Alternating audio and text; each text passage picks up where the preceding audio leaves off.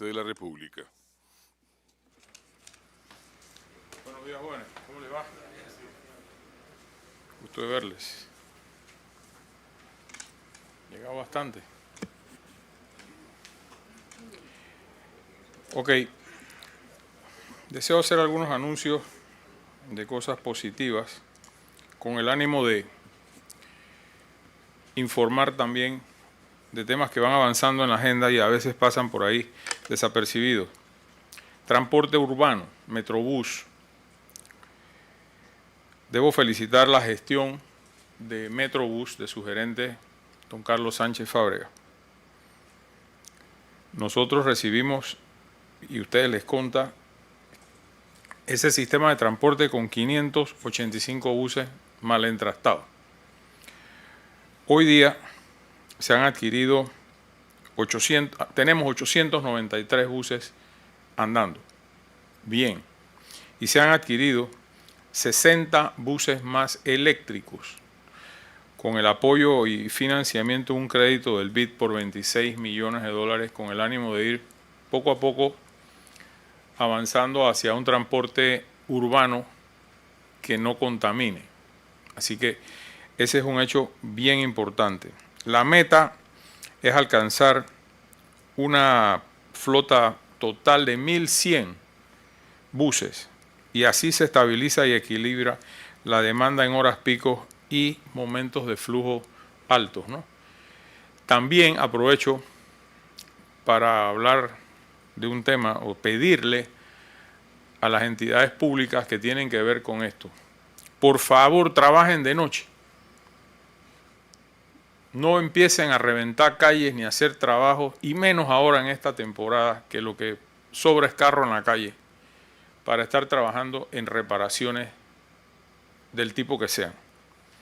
Sinceramente, el arreglo de vías, temas del IDAN, temas eléctricos, tienen que hacerse, si se pueden, hacer en horas de la noche que el flujo vehicular ha bajado, porque sinceramente en áreas como la Rotonda, donde está el Hospital Paitilla y otras, se han estado haciendo trabajos que yo agradezco y felicito, porque son trabajos que benefician a la población, pero entorpecen el flujo vehicular en un mes en donde verdaderamente no se cabe en las calles. Entonces pido a las entidades que ya mencioné que por favor trabajen de noche, si se puede, pues, o en horas que no sean las que más utiliza el pueblo panameño.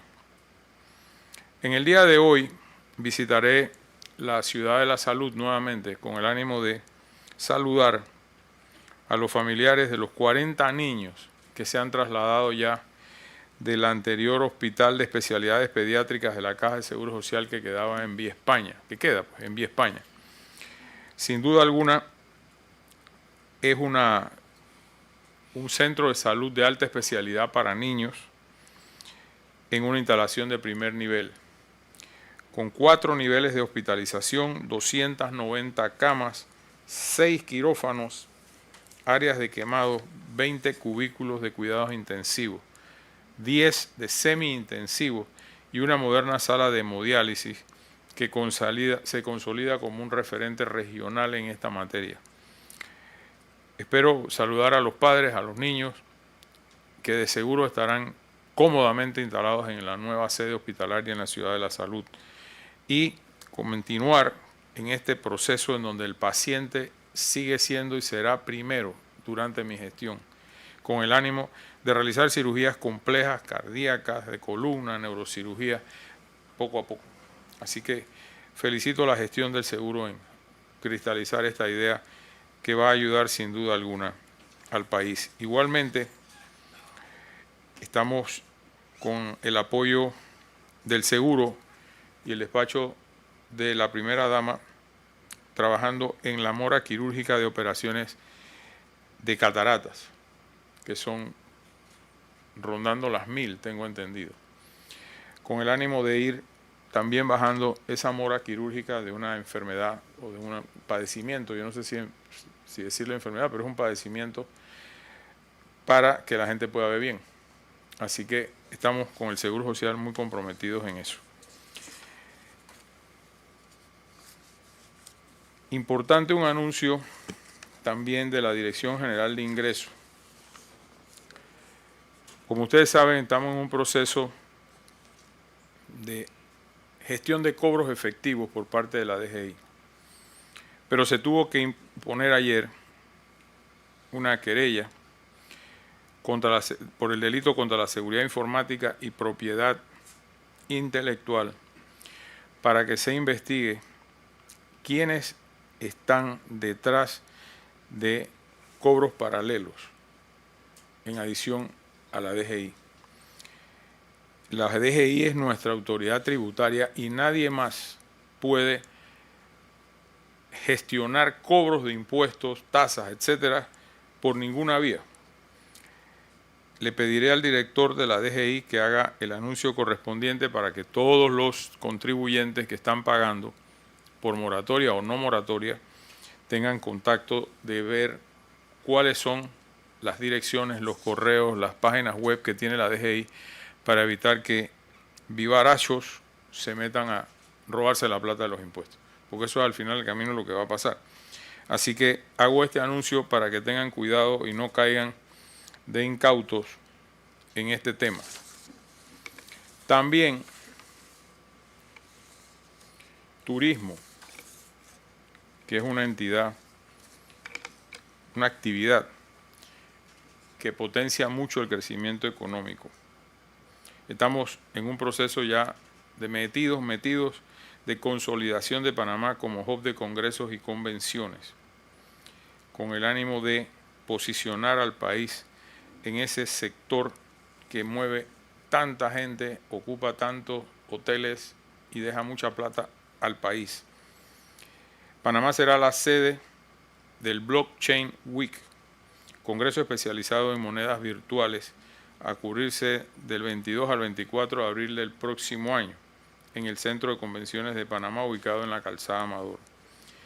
Tendrá una participación de no menos de 3.000 visitantes de todo el mundo y una ocupación hotelera aproximada de 12.000 cuartos noche y una derrama económica superior a 4 millones de dólares. Esto se suma a otros que ya se han anunciado.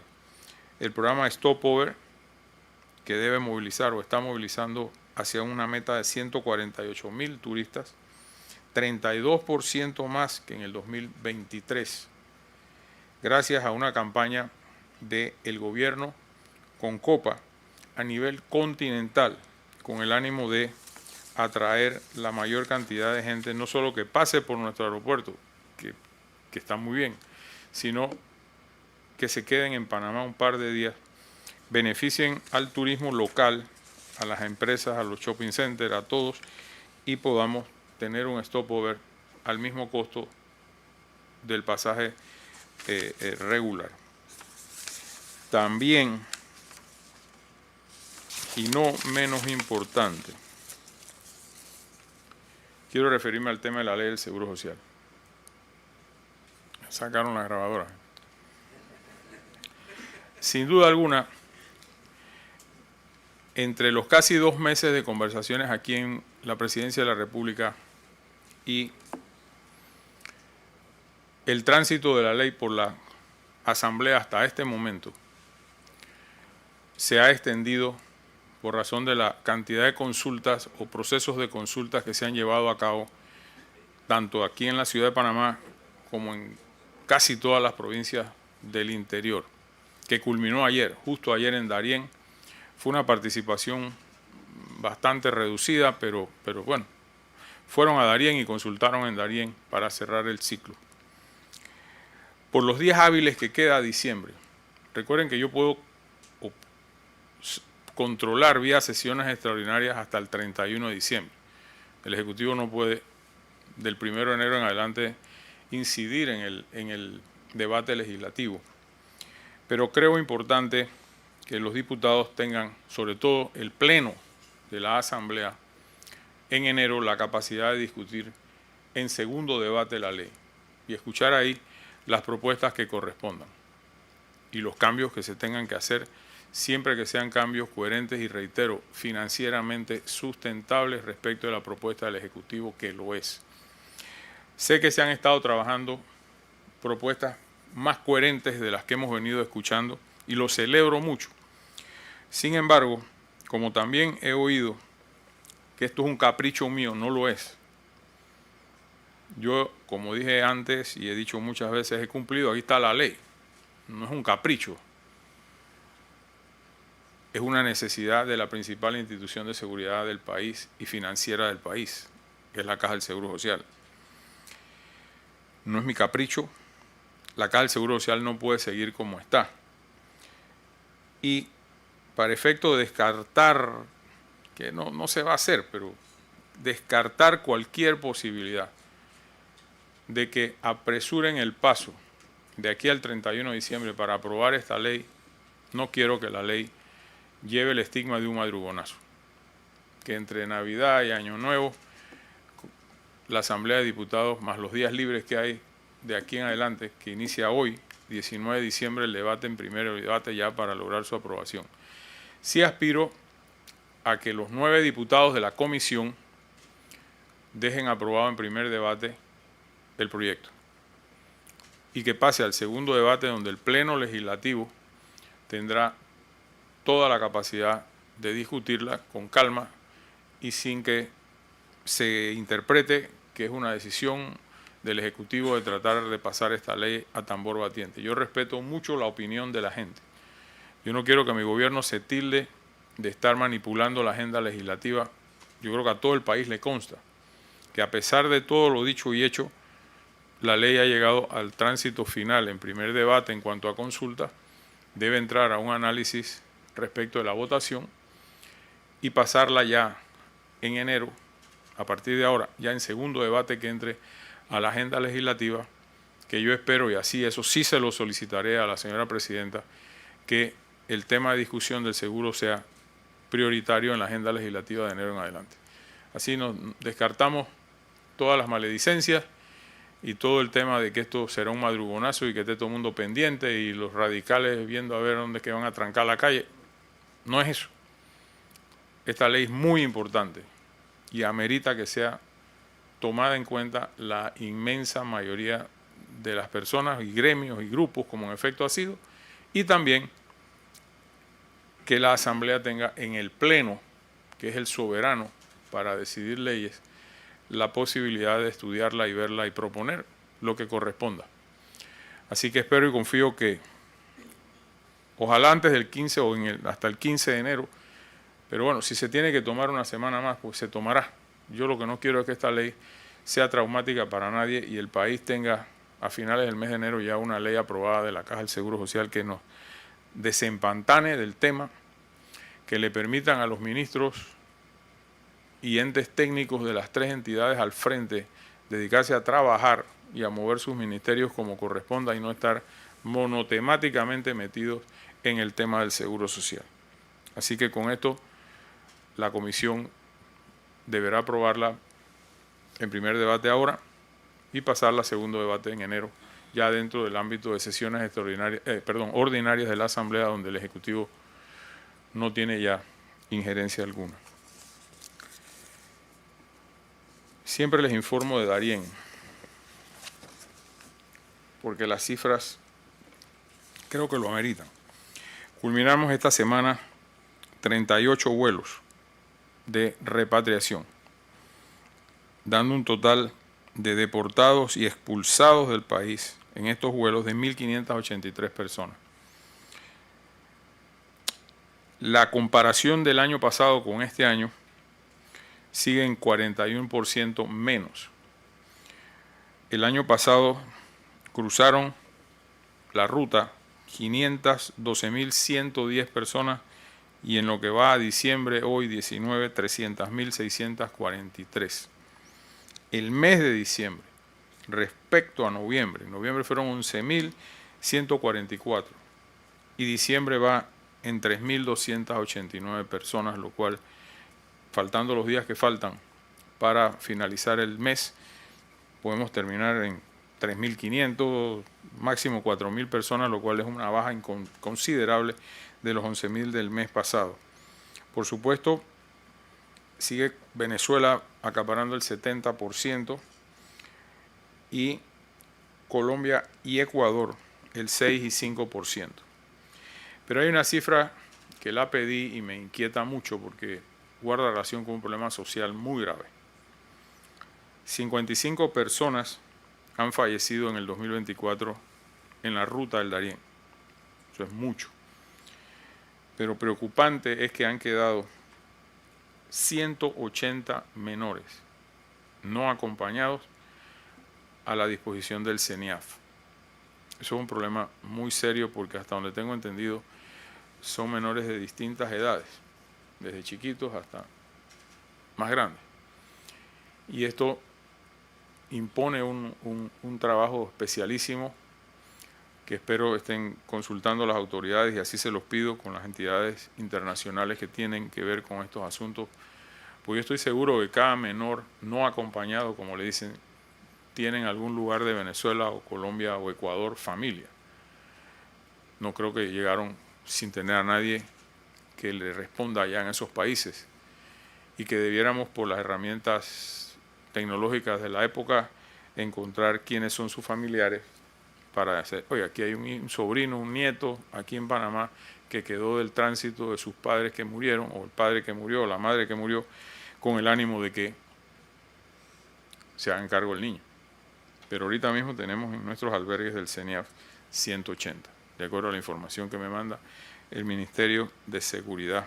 Así que no deja de ser eso un problema, sin duda alguna. Un problema humanitario, social, llámale como le llame, pero un problema serio. Gracias a Dios, cayendo en disminución. Ojalá se mantenga esa tendencia y podamos en los próximos meses decir que ha bajado casi al mínimo. Pero mientras eso llegue, no nos queda otra que seguir atendiendo el problema como corresponde y siempre con el apoyo de las entidades internacionales que están ahí en las Haz Blancas y que nos apoyan en ese sentido para darle el mejor recibimiento que se le puede dar a un ser humano, y los venezolanos que aborden sus buses y sigan camino al norte por la imposibilidad que tenemos de repatriarlos, y los otros pues se hacen los vuelos masivos de acuerdo al memorándum de entendimiento con los Estados Unidos. Hasta ahí los informes míos y pasamos a las preguntas. Señor presidente, Lian Ortega 21 hace la pregunta del millón. Nos tocaron una bonificación de la plata del Canal de Panamá que es de todos los panameños o es solo para los políticos. Denle plata al pueblo. Miren, ese cheque que recibimos ayer totaliza en el año 2.400 millones de dólares como accionista dueño del canal, al país. Ni a ningún político se le dará plata de eso, ni se le puede dar plata a nadie de eso.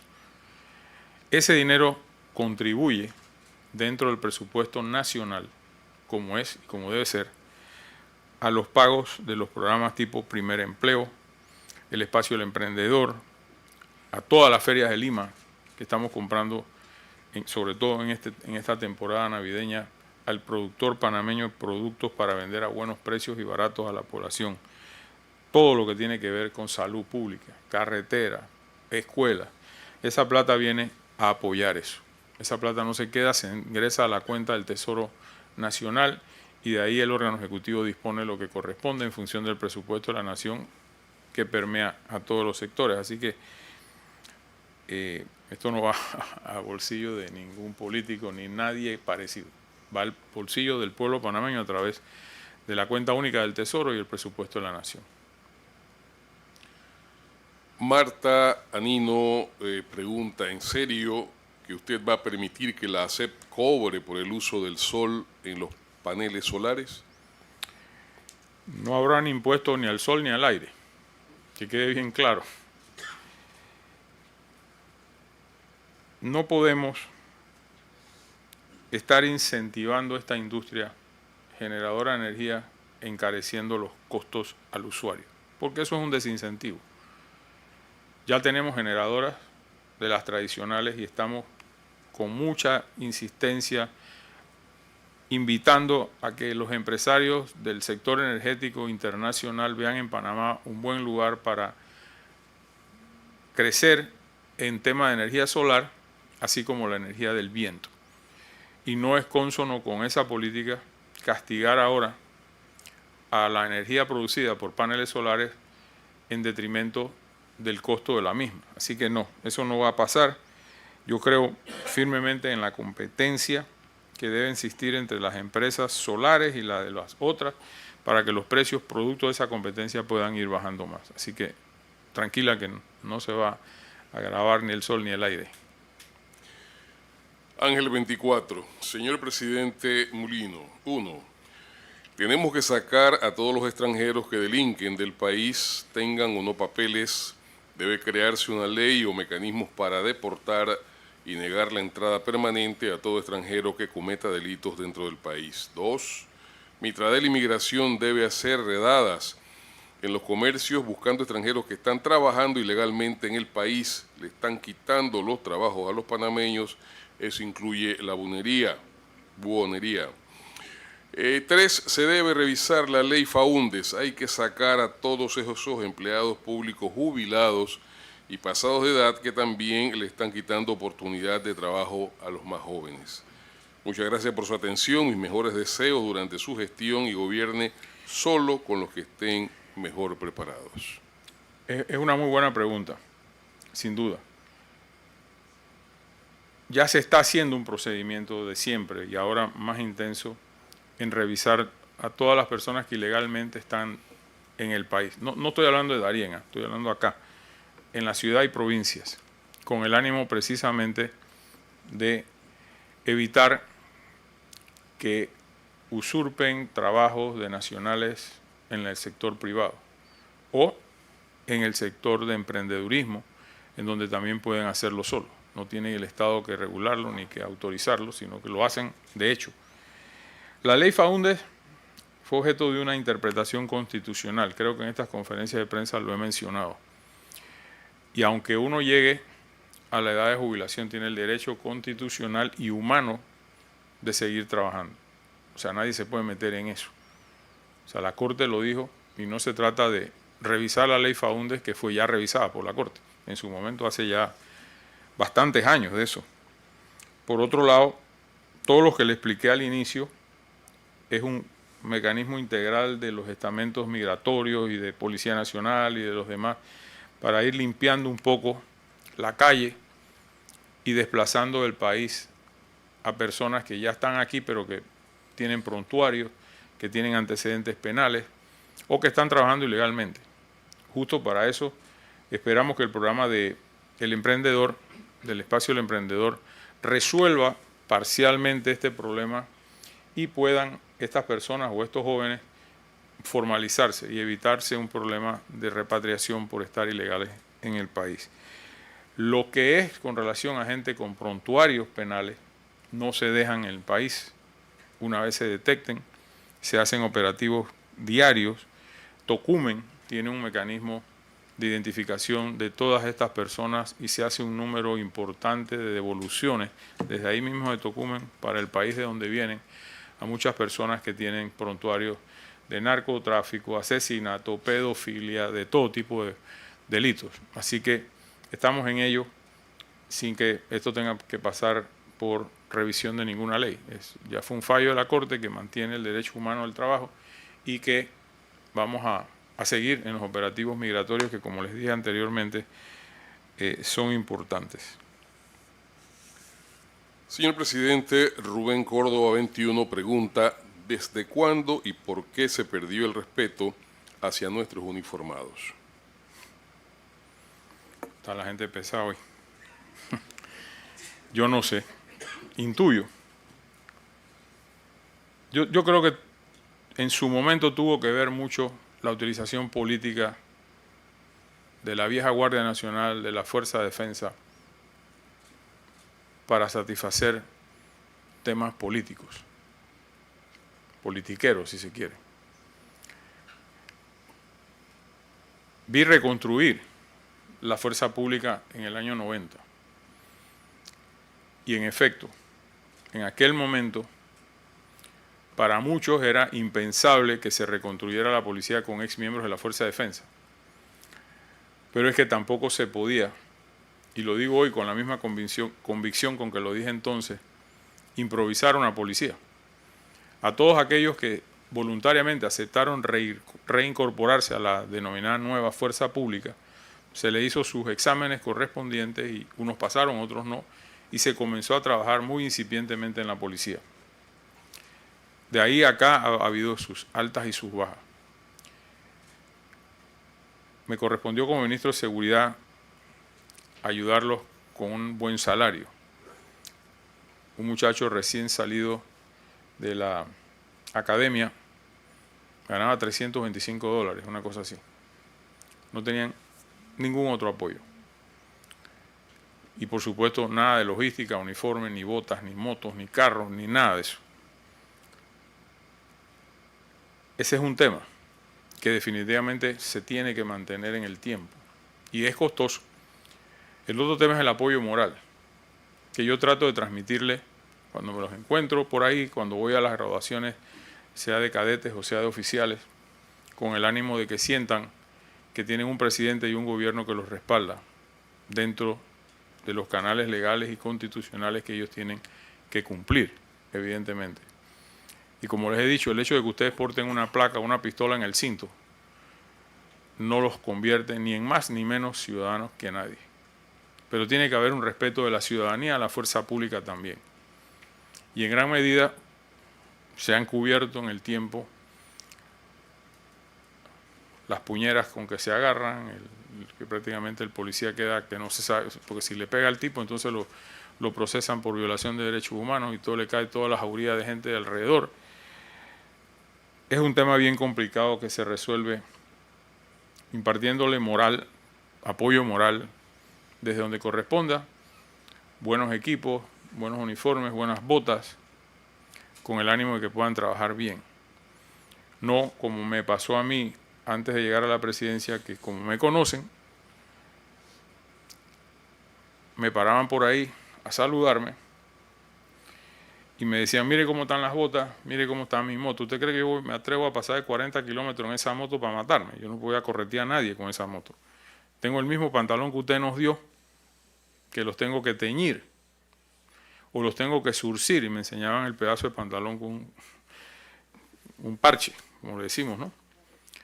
Y eso no puede ser. Justamente en este momento estamos gestionando la compra de uniformes otra vez para todos los 3 estamentos, ponerles otra vez uniformes nuevos y dejar atrás todos esos parcheados. Pero la ciudadanía tiene mucho que hacer y es apoyarlo. Yo no estoy respaldando con esto ningún exceso, ojo. La policía no tiene autoridad para ni apoyo personal mío ni del gobierno para cometer abusos. Pero la población tiene que también entender que son entidades de respeto, que hay que respetar y que están llamados a preservar el orden público como corresponda de acuerdo a la ley, a los derechos humanos, etc. Así que yo creo que eso viene desde esos tiempos, ¿no? Del deterioro que hubo en los gobiernos militares y que comenzó después de la invasión con la reestructuración o reformación de la hoy Fuerza Pública. Señor presidente, Ricky Chi Panamá le escribe con respeto para recordarle la importancia de firmar el decreto de ley número 20 aprobado por la Asamblea Nacional el 23 de octubre de 2024. Esta ley representa una esperanza para miles de familias y personas como yo que vivimos con trastorno del espectro autista y enfrentamos diariamente desafíos de discriminación e incomprensión. La salud mental y el bienestar integral no pueden esperar. Cada día que pasa sin su firma es una oportunidad perdida para proteger y cuidar a quienes más lo necesiten. Confío en que esta ley se convierta en una realidad, reflejando el compromiso de un país más inclusivo y humano. Debo decirles con toda transparencia que la ley la veté por inconveniente. Reconozco el problema en aumento del padecimiento del autismo en Panamá. Mi esposa está muy comprometida con esto a través de su despacho y está gestionando cooperación internacional y el establecimiento de lugares especiales para tratar las diferentes clases de autismo. Pero como toda ley eminentemente técnica como esta, se consulta a las autoridades del Ministerio de Salud, del MIDES, y básicamente el problema de la ley es que choca o se inmiscuye con temas ya tratados en leyes anteriores. Y eso lo que va a traer es más problemas en el momento de su interpretación y de su ejecución. Al devolverla, y la firmé hace poco, el veto por inconveniente, le hago el llamado a la Asamblea para que vea el análisis que hicimos del veto y proceda en concordancia a legislar nuevamente, y con el mayor de los gustos la firmo y la sanciono como presidente. Pero teníamos ese problema, que la ley a lo mejor iba a ser más enredo que solución, y no creo que era prudente. Además que teníamos las opiniones de entidades técnicas del Estado sobre la ley, y mejor así, limpiemos esos escollos y tratemos de sacar una buena ley, y con el mayor gusto la firmo, la sanciono. Preocupa el tema. Yo personalmente tengo amigos padeciendo este tipo de temas con hijos, con nietos, y no sé por qué, pero va en aumento. No puedo decir cuál es la causa, pero me preocupa mucho el aumento de la población, sobre todo menores autistas. Pero estoy dispuesto a volver a revisarla cuando sea nuevamente tratada por la Asamblea. Abrimos el periodo de preguntas. Gonzalo Lazari, de Arca Media. ¿Cómo está, presidente? Dos preguntas. La primera tiene que ver con la violencia contra la mujer. Son 23 mujeres que han sido asesinadas este año, 17 por feminicidios, 11.000 denuncias de violencia doméstica. Lazari, antes que sigas adelante, quiero recordarte que es una pregunta por periodista. Dale, pues si no me da plomo mañana. De manera pragmática, más allá de los temas de prevención, ¿qué política está implementando el gobierno para reducir estos números? Eso es número uno. Y lo siguiente, aprovechando el momento, es el presidente Petro y la presidenta Claudia Sheinbaum de México se reunieron esta semana y anunciaron que van a buscar la nominación de una mujer para la Secretaría General de la ONU. Ese debate se empieza a dar el año que viene. Le pregunto, ¿Panamá estaría dispuesta a ir en bloque con México y Colombia para promocionar a una mujer para que sea la Secretaria General? Lo primero, veo con consternación este problema que se suscita en un aspecto de la vida, muchas veces en pareja o expareja, en donde llega el ex y le mete X número de tiros a la que fue su esposa. Es un tema muy difícil de controlar. Cuando tú vas a matar a alguien, los asesinos lo matan. Como que tú me digas que el que se metió disfrazado de camillero al Santo Tomás y le metió no sé cuántos tiros al que ya estaba muerto, porque él ya estaba médicamente muerto. Son temas que es muy difícil manejar a través de programas de esta naturaleza. Definitivo que creo que el nivel ha aumentado de conciencia en la ciudadanía respecto del abuso contra las mujeres. Las estadísticas muestran un incremento en ese delito, y el Ministerio de la Mujer con el MIDES, con el apoyo del gobierno central, estamos impulsando políticas para evitar que esas cosas se den. No se trata de un fenómeno general, son fenómenos muy particularizados, ¿no? En donde es una pobre mujer la que sufre las consecuencias de una mala pelea, de un divorcio mal llevado, de lo que sea. Infidelidad, que también es un factor importante en la causa. También, y no sé todavía determinar, hay un problema relativo al narcotráfico también. Porque en muchos casos la víctima viene o vive o convive en áreas muy rojas, en donde por dinero una traiciona al otro y le pasa el soplo a la banda contraria de dónde está la droga, de dónde está la plata, y empezó el problema. Entonces lo que viene es un acto de venganza. Es un tema bien difícil de manejar, te lo confieso, Gonzalo, pero bueno, se está haciendo lo que se puede hacer dentro de una estrategia de apoyo a la víctima. Ustedes ven que hay ya lugares en donde, por ejemplo, en casos ya muy extremos y para prevenir una muerte, agarran a la persona, se la llevan a estos lugares especializados donde la tratan, donde la cuidan, donde la persona no puede volver a ser agredida. Pero en el día a día, la vida mientras decurre en su casa, que no tiene protección, pues puede llegar un loco y la mata. Pero es un tema muy, muy delicado. No sé nada del tema de la ONU, te soy muy honesto. Cancillería no me ha informado. En este momento el tema de discusión es la OEA, que va a ser en marzo. Se adelantó un mes. Y en donde, hasta donde yo sé, hay un candidato del CARICOM, o sea, la Comunidad del Caribe, y Paraguay. Y no están los votos, ¿no? O sea que podemos irnos a una segunda vuelta, como ha pasado en otros casos. Así que de Naciones Unidas no lo sé. Si va a ser una candidata mujer, bueno, será una candidata mujer. La propondrán y saldrán a la búsqueda de los votos del montón de países que formamos parte de Naciones Unidas. Pero no tengo ni información extraoficial ni informal de la Cancillería de México ni de la de Colombia. Linet Rodríguez de Metro Libre. Buenos días.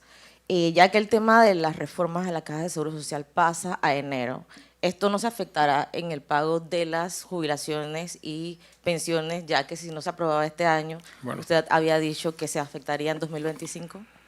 yo he dicho que se van a pagar las jubilaciones. Definitivamente sí, pero se van a pagar. Eso no va a afectar el mecanismo de pago. Por eso es que urjo a la Asamblea para que coloque el tema de discusión de la ley en el top, o en la parte el número 1 de la agenda legislativa para enero. Y ojalá podamos salir de esto del 1 de enero o del 2 de enero al 15 de enero y ya apaciguar el tema y a otra cosa, que hay muchas cosas pendientes que resolver tanto legislativamente como gobierno nacional. Juan José de AFP. Buenos días, señor presidente. Le deseo feliz Navidad antes que todo y al resto de los presentes. Sé que estamos a punto de llegar a esa fecha. Quería preguntarle, todo indica efectivamente que en el Darién vamos a tener 200.000 personas menos en comparación al año pasado.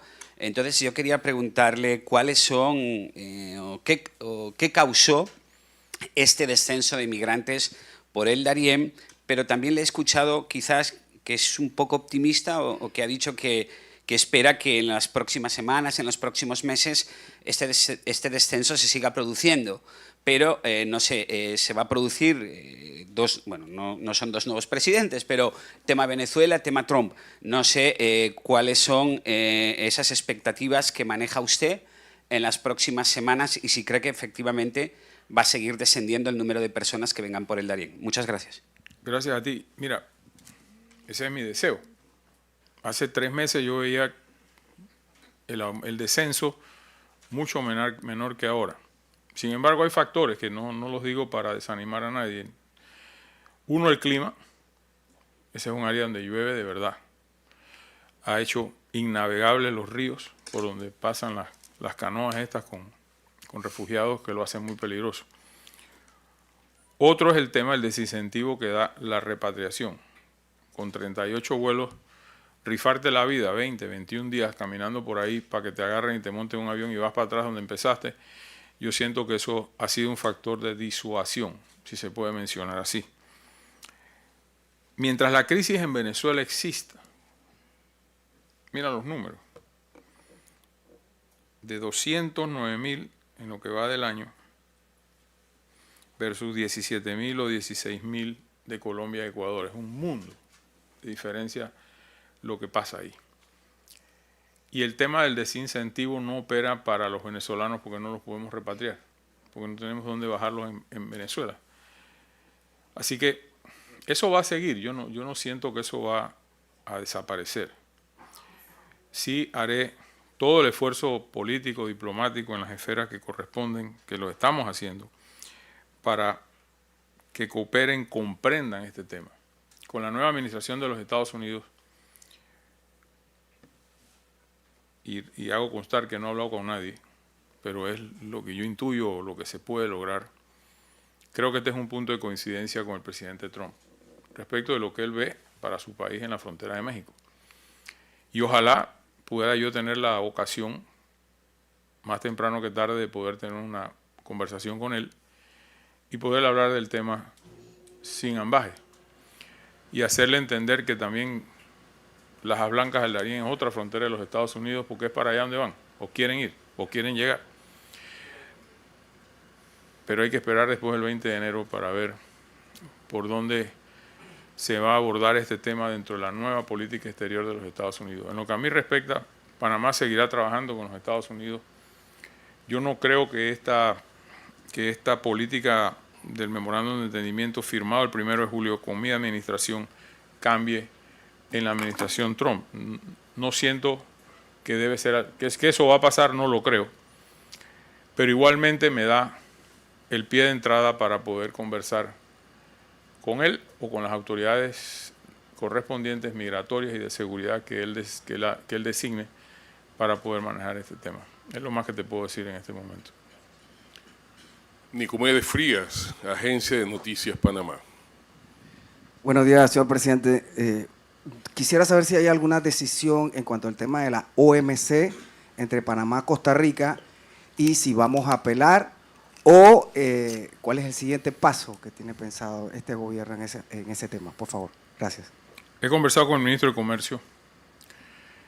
Lo más seguro es que apelemos para ganar un tiempo dentro del derecho que tiene Panamá de apelar y siendo siempre respetuoso de la ley internacional. O sea, esto no es para jugar vivo, sino para lograr, mientras estamos en el proceso, una negociación con Costa Rica respecto del fallo de la OMC. Pero está ahí, es una realidad frente a nosotros que eventualmente vamos a tener que acatar o terminarla por la vía de un entendimiento con Costa Rica. Pero estoy en este momento precisamente en ese aspecto de conversaciones con el ministro de Comercio y Agricultura para llegar a una posición final. O'Higgins Arcia, de La Prensa. Buenos días, señor presidente. Señor presidente, entendemos la complejidad y sensibilidad social que rodea el tema de la mina de Donoso en Colón y considerando los riesgos ambientales que han advertido en los últimos días, semanas, ha tomado su administración una decisión sobre la venta de los 131.000 toneladas de cobre pendientes para garantizar precisamente la seguridad ambiental y evitar mayores daños mientras se define el futuro de la mina. Muchas gracias. A mí me sorprendió un hoy por hoy de ustedes sobre ese tema, porque eran muy antimina, o a lo mejor siguen siendo. Yo no he tocado el tema de la mina con nadie, porque como dije, vamos a salir del Seguro Social primero. Sin embargo, el Ministerio de Ambiente hizo una inspección reciente allá en el lugar y ninguno de esos temas salió en la inspección técnica que hizo Mi Ambiente. No sé de dónde sacan la información de que sí, eventualmente puede haber un peligro con el producto no sacado de ahí o con las tinas, etcétera. Sí le digo algo, hay un plan de mantenimiento que en enero vamos allá a tomar una decisión sobre ese tema para aprobarlo, lo más seguro se apruebe con o sin una solución del tema de fondo. Pero también le menciono que ahí hay un punto de conflicto que es el muelle. Y para lo que sea que se haga con ese material, ese muelle se tiene que activar. Y lo que está ahí latente es la custodia por lancheros narcos, que se han apoderado del lugar sobre pretexto de cuidar que no se vaya a usar el muelle para fines de la mina. Si vamos a sacar ese material, tiene que ser por barco. Yo no he ido ahí, pero entiendo que es una barbaridad de material extraído de cobre que lleva oro y lleva otras cosas. Pero tengamos eso en cuenta, porque no puede ser el mejor de los dos mundos. Vamos a vender, vamos a extraer el material y no tocamos el puerto. ¿Cómo vamos a hacer, no? Entonces, yo confío en la opinión de Mi Ambiente, que estuvo el equipo técnico de ellos hace menos de un mes, un poquito más de un mes allá. Yo le pedí al ministro Navarro que hiciera esa investigación y me dice, no existe en este momento una amenaza ambiental. Me dice a mi ambiente, que es la autoridad en la que yo confío, pues de la información que tiene, además que el ministro Navarro ha sido muy puntual en este tema respecto de su particular visión de la mina. Así que eso es lo que te puedo decir. Si hay que sacarlo, pero también hay que pagarlo a nosotros, Panamá. Pues es nuestro material extraído por virtud de una concesión que ya no existe. Entonces, todas esas cosas formarán parte eventualmente de la revisión integral del problema. Lo que sí le digo es que hace un año, y me lo han corroborado expertos económicos, cuando se hablaba de las consecuencias del cierre, teniendo en cuenta la implicación sobre todo de empleo de una empresa del SIC que manejaba el 5 puntos del Producto Interno Bruto, todo el mundo pasó eso como que, bueno, pues sí, 5% y ya. Un banquero internacional me dijo, en broma y en serio, dice, ustedes son lo máximo. De un día para otro se echaron el 5% del Producto Interno Bruto como si sobrara. Y en estos días, conversando con otro economista y con otro banquero, me dice, aquí está el problema que estamos sufriendo en el país de desempleo, de ruina en muchos negocios. Yo tengo una impresión, los 1.000 y pico de millones de dólares que la Contraloría permitió pagar a proveedores, muchos de los cuales eran del Estado, esa plata ingresó a los bancos a pagar deuda. Poco o nada permeó hacia la economía. Es mi interpretación, la he conversado con el ministro Chapman, con el gerente del Banco Nacional y coincidimos. Porque ustedes recuerdan, previo al pago o a la agilización del pago, la queja era, estoy quebrado, los bancos están encima de mí, me van a quitar la empresa, las propiedades, los equipos, etcétera. Surtido el pago, me imagino que así mismo fue a los bancos, que se traduce en otros beneficios, pero no es un beneficio directo que esa plata entera entró al comercio, al empleo, a lo que sea. Y estamos pagando esas consecuencias. Yo estuve en Penonomé hace 8 días, en una visita privada, donde unos amigos, y asistí a un acto de caballos de 4 patas, ¿no? Y lo que la gente me preguntó, olvídense del Seguro Social, ¿cuándo abres la mina? ¿Cuándo resuelven el problema de la mina? Estamos quebrados, mi negocio se está perdiendo.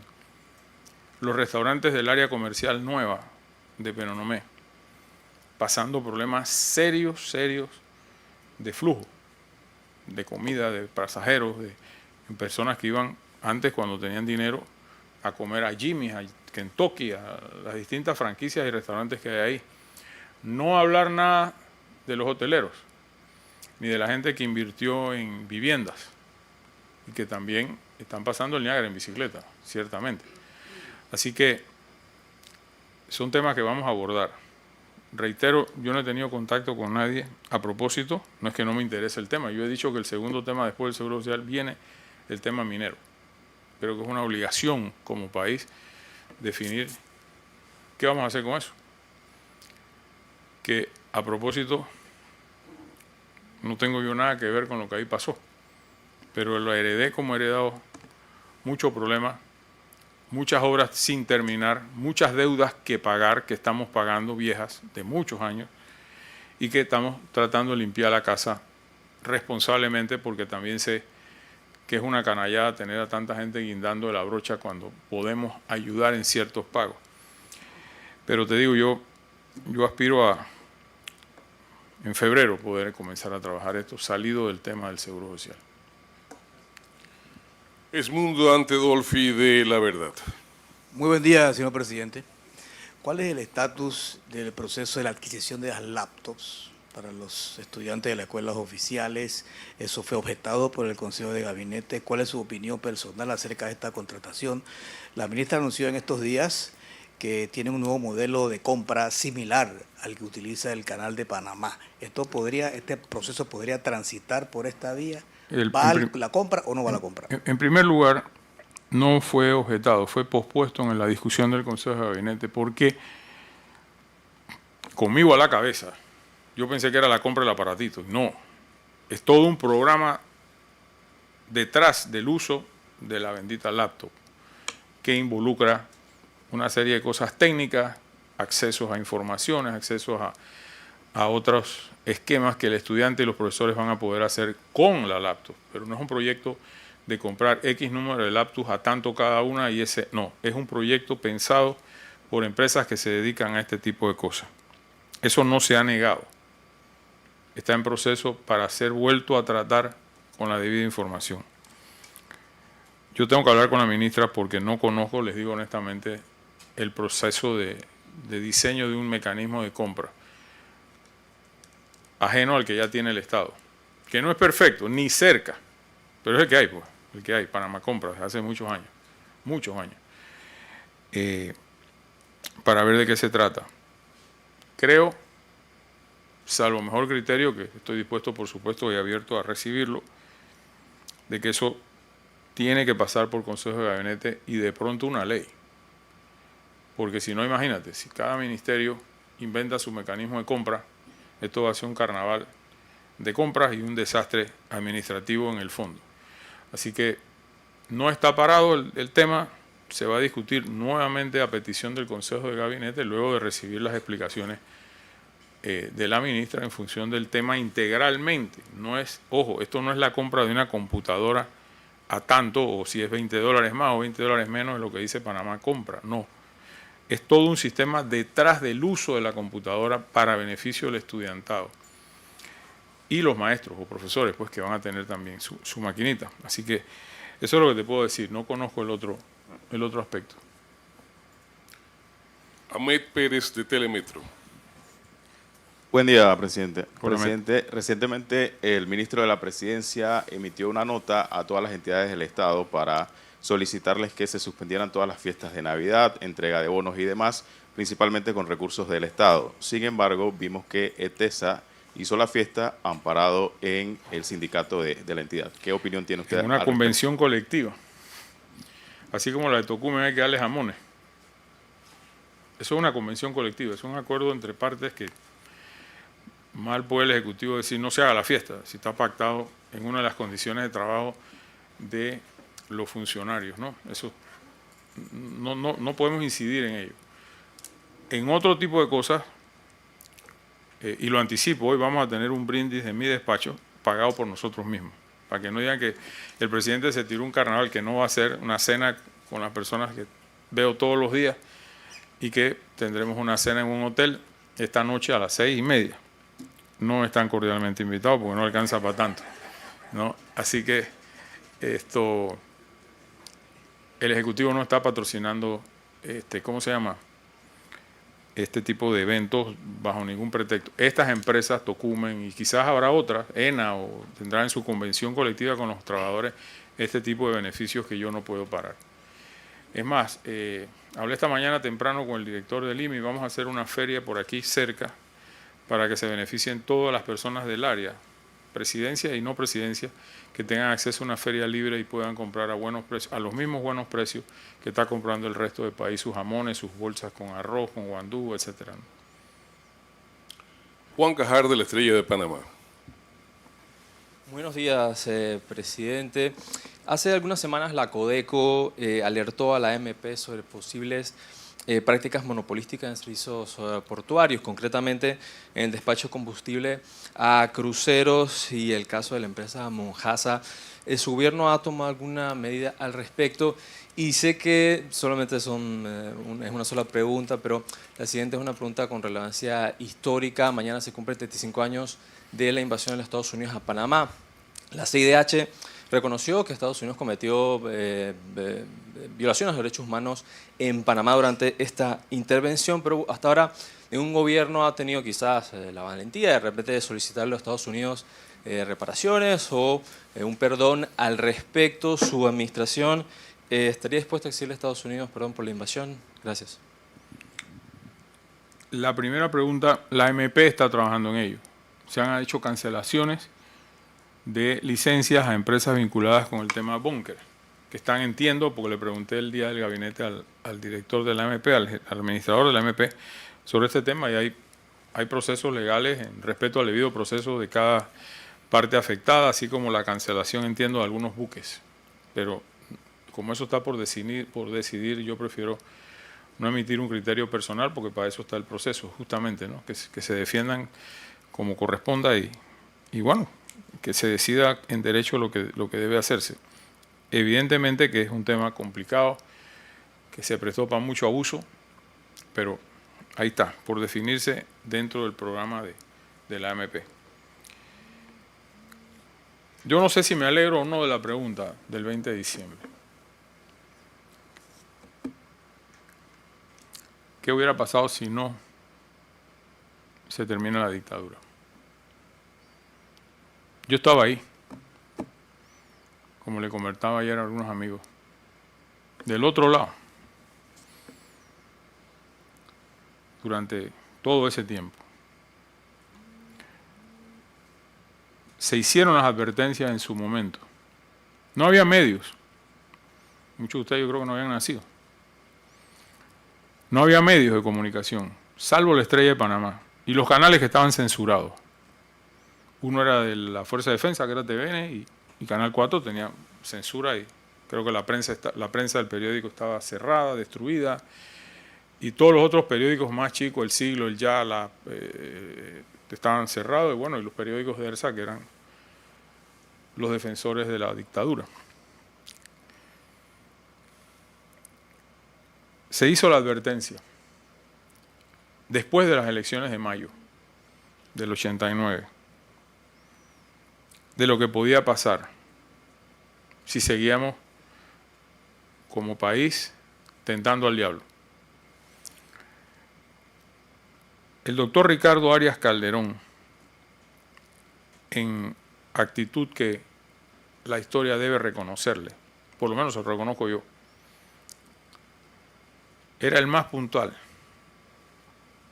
en el tema de las posibles consecuencias, previendo lo que pasó, una invasión. Y advirtiéndole en aquel momento al resto del componente de la Fuerza de Defensa, palabras más, palabras menos, no lleven el país a ese tipo de enfrentamiento final por un solo hombre, que no vale la pena. Entendámonos entre nosotros, como corresponda, pero no vale la pena. El único periódico que había nos publicaba las páginas, y lo pueden ver, si se meten en las hemerotecas por ahí por agosto, septiembre del año 89 deben estar las publicaciones que se hicieron en la Estrella de Panamá. En esa época no había redes sociales, no había nada, había que o leías el periódico o no había más nadie a quien leer porque no había más nada. Y el dueño del periódico, que era Fito Duque, era muy amigo del presidente Endara y por deferencia, a pesar de los problemas que le causaba, aceptaba publicarnos las páginas allí. Bueno, pasó lo que pasó. Nadie mandó a Noriega a declarar el país en estado de guerra con los Estados Unidos. Y nadie mandó a la Fuerza de Defensa a matar a aquel soldado el 16 de diciembre por ahí cerca del cuartel central, que existía entonces. No estoy justificando la acción, porque como parte del gobierno de Guillermo Endara sufrí y viví lo que pasó después de ese día. Y quizás es la primera vez que yo lo menciono, pero cuando el 22, 23 de diciembre fuimos a la Asamblea Nacional a tomar posesión del país, con una asamblea incompleta por el fraude electoral, creo que faltaban 20 y tantos diputados por terminar de contar. Se sentía eso muy, muy tenso. Antes de llegar a la asamblea, una tanqueta norteamericana disparó contra un carro de un batallonero y lo voló por el aire. Eso lo vi yo en la estatua de Gandhi, ahí antes de cruzar la esquina con la asamblea. Y estuvimos ahí. Y si alguna vez uno llegó a sentir, por lo menos yo, lo que se llama el sentimiento nacional, fue allí. Cantar el himno nacional rodeado de soldados americanos es un sentimiento muy duro. Muy duro, para cualquier panameño, por lo menos yo. Y después vino todo el proceso de aclaraciones y posiciones de parte del gobierno en torno a este tema. ¿Cuántos muertos? Monseñor Magrat, que en paz descanse, lideró una comisión. Las cifras rondaban entre 700 y 800, no recuerdo, pero hay un informe. Y nunca se pudieron demostrar los miles de miles que decían que habían muerto en la invasión. Personas muy cercanas a mí estuvieron como médicos que eran a cargo de las distintas morgues y sí me decían, miles no fueron, había muchos muertos, sí, pero no eran miles. Y después ustedes recordarán, los que están más viejitos, como yo, las marchas todos los 20 de todos los meses. Si en un país se mueren 6.000 personas, usted tiene por lo menos 6.000 mamás, 6.000 viudas, 6.000 papás que caminan, y eran grupos muy reducidos. Tenían todo el derecho a hacerlo, no estoy discriminando eso ni criticándolo. Pero yo estuve ahí. Yo no quisiera que este país volviera nunca, nunca, nunca a caer en una división entre panameños y de pugnas entre panameños de esa magnitud. Lo digo con el mayor respeto por la opinión pública y por el pueblo panameño y los caídos, porque ahí cayó gente de lado y lado, inocentes que por estar en un lugar explotó una bomba y se los llevó, gente en el aeropuerto, del viejo aeropuerto de Paitilla, esposos de amigas mías que eran pilotos, que también murieron, en fin, murió quien tenía o debía y quien no tenía vela en el entierro, y para mí todos fueron víctimas de esa noche. Los caminos de las Naciones Unidas siempre son empedrados y en muchas ocasiones manipulados. Yo creo que esta situación se ha aclarado con los Estados Unidos en el tiempo. Se ha aclarado. Y lo que tenemos que reflexionar mañana, a propósito de la fecha, es vernos en aquel espejo y evitar mañana y siempre que este país no caiga en un proceso de división y de enfrentamiento como era aquel proceso, que yo viví en primera fila con toda la dirigencia política de este país a través de la Cruzada Civilista Nacional. Se hicieron las advertencias, se trataron de conversar, tanto aquí como en Washington, con muchas autoridades de Estados Unidos, con muchos líderes latinoamericanos. Nos ayudó muchísimo Carlos Andrés Pérez, entonces presidente de Venezuela, Oscar Arias, en Costa Rica, entre otros. La OEA no sirvió para nada, muy por el contrario, se vendieron a Noriega, con el entonces canciller ecuatoriano que presidió aquella misión que vino como en julio y agosto del 89 a Panamá, en cuyas reuniones yo participé con la terna ganadora de Endare, Arias y Ford en calidad de consejero jurídico. No hicieron su trabajo. Y había un respeto por la voluntad popular que respetar, valga la redundancia, que eran las elecciones del 7 de mayo, donde se ganó 70-30. Y Monseñor Magrat tenía las actas. Porque sí nos tomamos el trabajo de tener las actas, no fuimos como Venezuela, que reclamábamos triunfos sin acta. Teníamos las actas en poder de la Iglesia, que se entregaron 1 o 2 días después de la elección. Aquí en calle 50, que había, creo que ahí vivía el Monseñor Magrat, cerca del McDonald's, por ahí. Una de esas callecitas, en una casa, me acuerdo que fuimos. Y lo cierto es que fue un día muy trágico para la historia del país. Nadie puede, independientemente de en qué lugar estabas o en qué equipo bateabas, estar satisfecho con lo que pasó. Murieron panameños. Y eso es suficiente para que todos reflexionemos del por qué llegamos ahí, del por qué fue eso. Por ahí hay un canal, creo que es Telemetro, que saca la foto, no la foto, el video de aquella declaración de Noriega en la Asamblea cuando quisieron, sin base jurídica alguna, otorgarle poderes extraordinarios como a Torrijos padre en su momento con la Constitución del 72.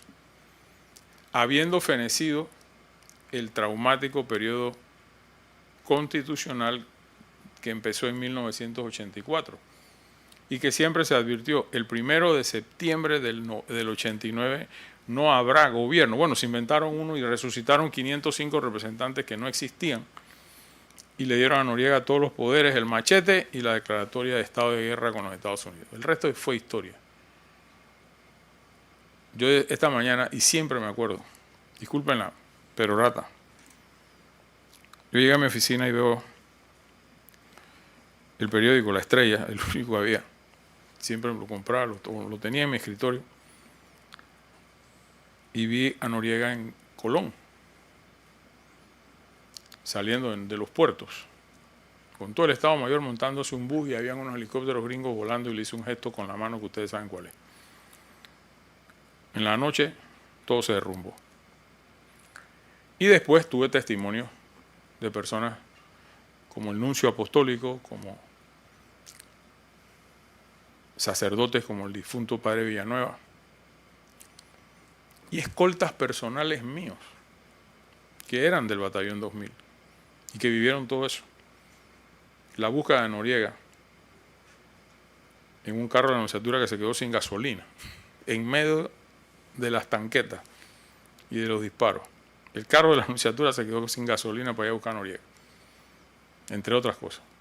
Y lo de penuria, y lo que pasó en la Anunciatura, y la salida de la Anunciatura, las exigencias de Noriega, ponerse el uniforme, la música estridente, que por más de 8 o 9 días estuvimos ahí en la esquina de la Anunciatura con Avenida Balboa, y la salida finalmente el Día de Reyes, el 6 de enero creo que fue.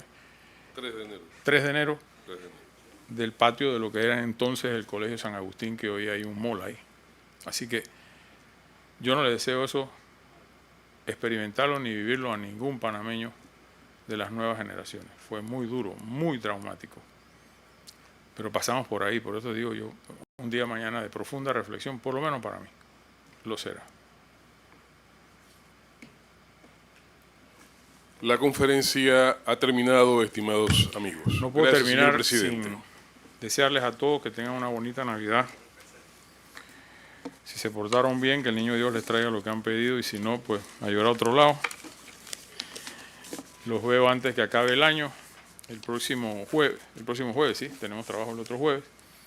Que tengan una bonita Navidad junto a sus seres queridos en casa y todo lo mejor para ustedes, para todo el pueblo panameño. Vamos.